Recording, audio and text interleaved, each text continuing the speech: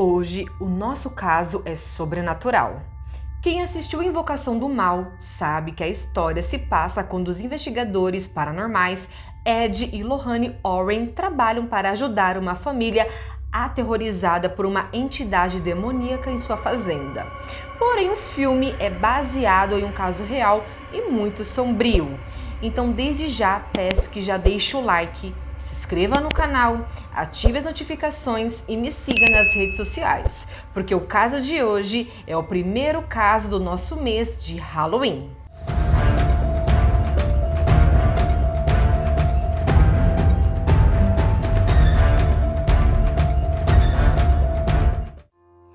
Roger e Caroline Perron compraram uma casa em 1970. A fazenda Arnold tinha quase 81 metros quadrados, estava localizada em uma estrada e era uma casa de campo de 10 cômodos que foi construída em 1736. As filhas Nancy e Christine Perron compartilhavam um quarto e Cindy e April outro, e a Andrea tinha um quarto só para ela. A família percebeu algo estranho desde o primeiro dia na casa. Eles descobriram que 8 gerações de famílias viveram e morreram na fazenda Arnold, incluindo a senhora John Arnold, que com 93 anos se enforcou no celeiro. Além dela, mais pessoas morreram na fazenda, incluindo vários suicídios, enforcamentos e envenenamentos, o estupro e assassinato não solucionado de uma menina de 11 anos de idade chamada Prudence Arnold, que mais tarde acharam que tinha sido assassinada por um peão da fazenda. 2 afogamentos também no riacho localizado perto da casa e 4 homens que misteriosamente congelaram até a morte naquelas terras. Não demorou muito para que a família Perron entendesse por que o vendedor anterior aconselhou eles no dia em que eles se mudaram para casa, dizendo: deixem as luzes acesas durante a noite. E eu fico aqui pensando, gente, como que a família achou isso normal? Porque se um vendedor virasse para mim e dissesse para dormir naquela casa com as luzes acesas, certamente eu não ficaria naquela casa, eu ia sair de lá sem olhar para trás. Mas a família Perron só disse: ok. A princípio, os fantasmas eram inofensivos, eles eram descritos como escuros ou pouco sólidos na aparência, tinham muitos espíritos presentes naquela casa. Um fantasma cheirava as flores, enquanto o outro ia dar um beijo de boa noite nas meninas em suas camas todas as noites. Outro parecia ser uma criança que as meninas viam empurrando carrinhos de brinquedo pelo quarto. A família sempre ouvia o barulho de alguém varrendo que vinha da cozinha. Quando eles entravam no cômodo, encontravam a vassoura que tinha sido movida para um local diferente de onde costumavam deixar, com um monte de terra varrida no meio do chão esperando para ser colocado na lixeira. A Manny era um outro espírito que as crianças conseguiam ver e achavam que esse espírito era a John Arnold, que cometeu suicídio no sótão da casa. O espírito Manny, ele aparecia diante das crianças, muitas vezes em pé e de forma muito silenciosa, porque ele gostava apenas de observar as atividades diárias das crianças. Ele mantinha um sorriso torto no rosto, porque ele gostava muito das brincadeiras das crianças. Mas se fizesse algum tipo de contato visual, ele desaparecia. Além dos fantasmas, a família testemunhou muitos fenômenos inexplicáveis. As camas levitavam, um aparelho de telefone flutuou e caiu bruscamente, batendo na base do telefone quando alguém entrou na sala, e vários objetos flutuavam pela casa. Várias vezes as cadeiras eram puxadas de repente debaixo de um convidado e fotografias caíam das paredes. A família relatou ter visto uma vez um sangue alaranjado que vazava da parede e dissolvia do nada. Só que nem todos os fantasmas eram bons, alguns puxavam as pernas e os cabelos das meninas no meio da noite, outros batiam na porta da frente da casa com tanta força que toda a casa tremia. As portas se fechavam sozinhas, outros permaneciam congeladas no lugar, impossíveis de serem fechadas, não importando quanta força você usasse. Uma entidade na casa mantinha rotineiramente a família acordada, pois chorava no meio da noite. Também tinha um pequeno espírito que parecia ter mais ou menos 4 anos de idade. Ele vagava pela casa chorando e procurando pela mãe. E um dos espíritos era tão mal, mas tão mal, que até hoje a família não revelou o que esse espírito fez com eles. Andrea Perron, quando perguntada sobre o espírito durante uma entrevista, ela evitou falar, dizendo ao repórter, abre aspas, vamos apenas dizer que havia um espírito masculino muito ruim na casa com 5 garotinhas, fecha aspas. O fantasma tinha como alvo principal a senhora Perron. A entidade é possivelmente o fantasma de Bathsheba Sherman, que segundo as más línguas foi uma bruxa praticante do satanismo que tinha vivido na casa no início do século XIX e morreu ali depois de se enforcar em uma árvore atrás do celeiro.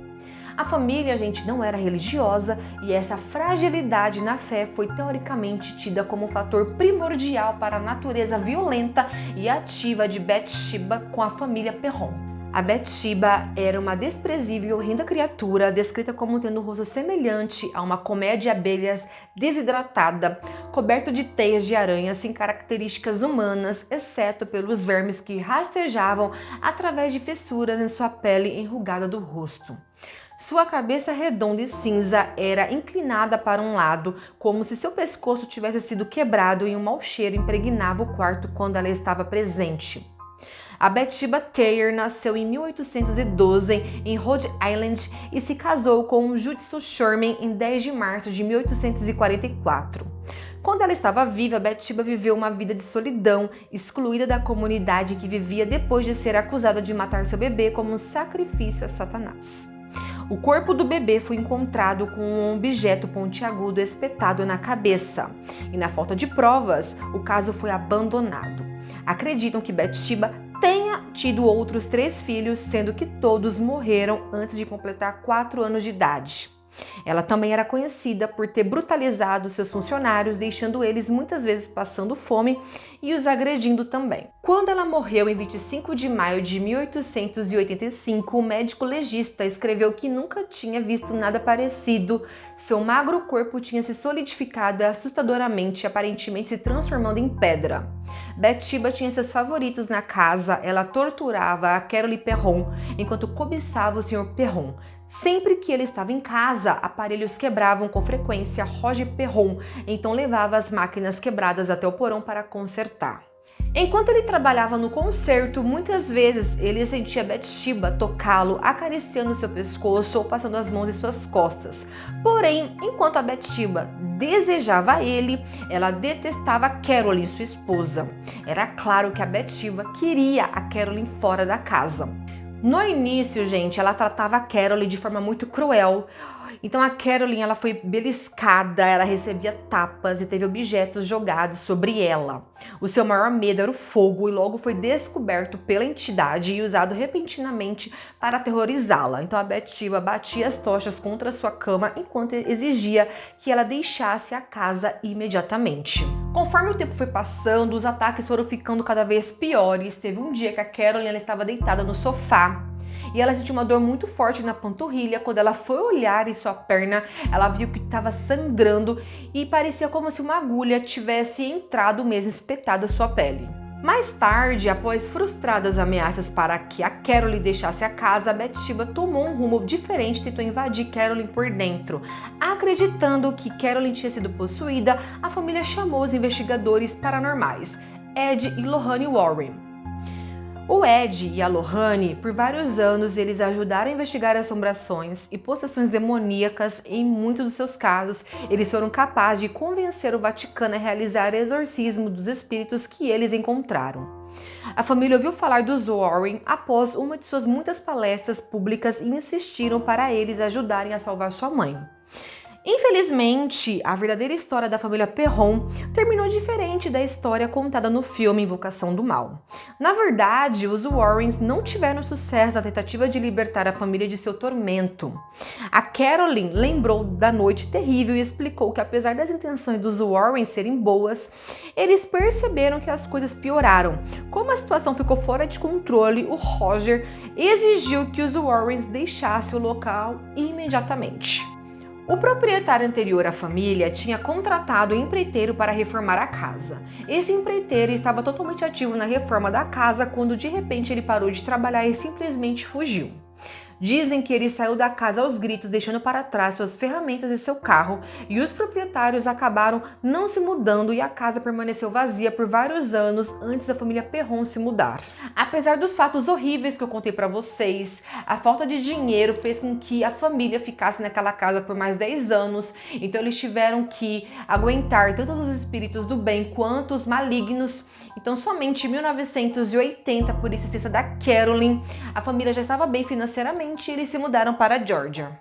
De acordo com a Andrea, a atual proprietária chamada Norma, que comprou a casa em 1983, contou que ela e seu marido Jerry tiveram experiências paranormais na casa, incluindo a porta batendo no hall de entrada, sons de pessoas conversando em outra sala, o som de passos correndo ao redor da casa, a cadeira de seu marido começou a vibrar na sala de estudos. Eles também afirmaram que testemunharam uma luz azul brilhante disparar através do quarto, uma névoa flutuando pelos cômodos da casa e vibrações nas paredes tão intensas que sentiam que a casa iria desmoronar.